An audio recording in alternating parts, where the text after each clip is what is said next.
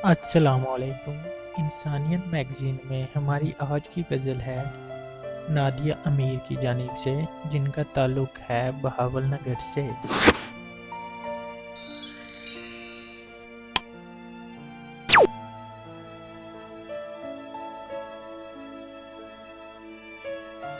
मेरे लबो लहजे में झलकती है तस्वीर उसकी।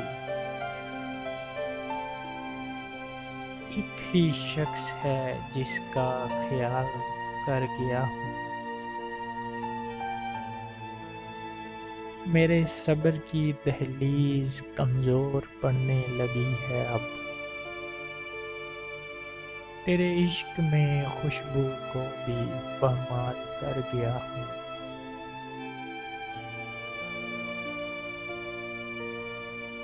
थकान सी सवार रहती है मेरे अश्कों में भी नादिया।